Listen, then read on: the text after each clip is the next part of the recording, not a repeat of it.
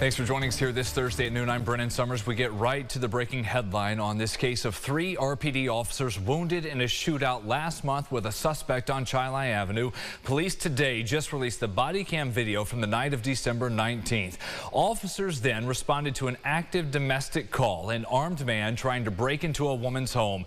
In the footage, we see officers confront him on a sidewalk in this first video. That was after the suspect fired at police right outside the home. And just a warning, this footage is unsettling. Stop for a second. Show me your hands. What you want? I just need to answer by Chili.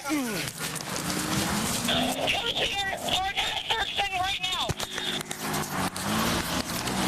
I'm shot. He's got a gun. He's going.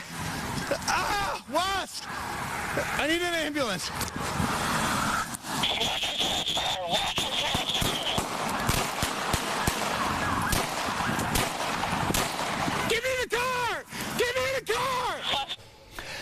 Now, in this next clip, it comes from the camera of another officer after this who fired back from behind a tree, taking down the suspect.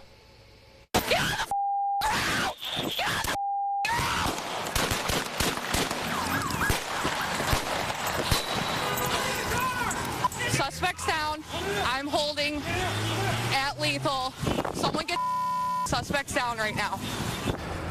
For reporting on this, we have Leah Mallory joining us live downtown from the PSB with what else we're learning about the investigation as well as the recovery of these officers. Leah. Yeah, Brennan, thank you for walking us through some of that video, but police say they wanted to release it because they wanted to be transparent with the public. It's about 8 minutes of video from the 3 officers hit and a 4th officer who fired shots. We learned today at the press conference that 1 officer continues to receive treatment at Strong Memorial Hospital and that the 4th officer remains on administrative assignment. They did not release the identity of the officers involved, but just to remind people what happened last month, officers responded to the 600 block of Chili Avenue for a report of a man attempting to break into his ex-girlfriend's home and that he possibly had a gun. They later identified that man as 38-year-old Eric Davis. They said upon approaching the home, Davis immediately opened fire on the officers and the civilian victim who placed the 911 call. He struck 2 officers before fleeing.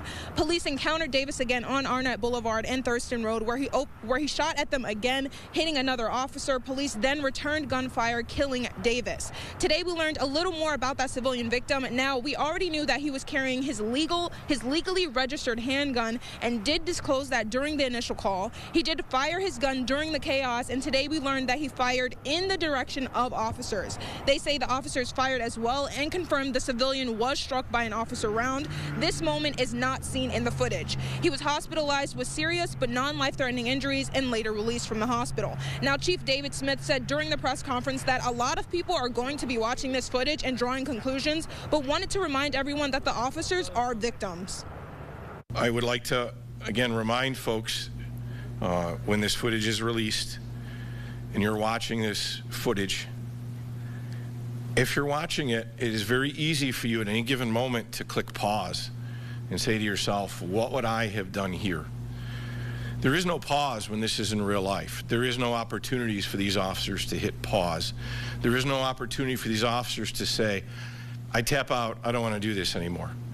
Officers make decisions in milliseconds that we have hours to review on camera footage. Decisions that affect not only their lives, but the lives of others. What you will see is both very violent and very graphic. But what you'll also see is the heroic actions of our officers. They responded to a call for help, as they do routinely on a daily basis.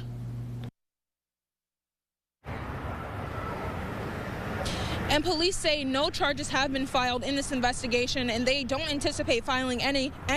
The shooting remains under investigation by the New York Attorney General's office and RPD. Reporting outside the Public Safety Building, Leah Mallory, News 8.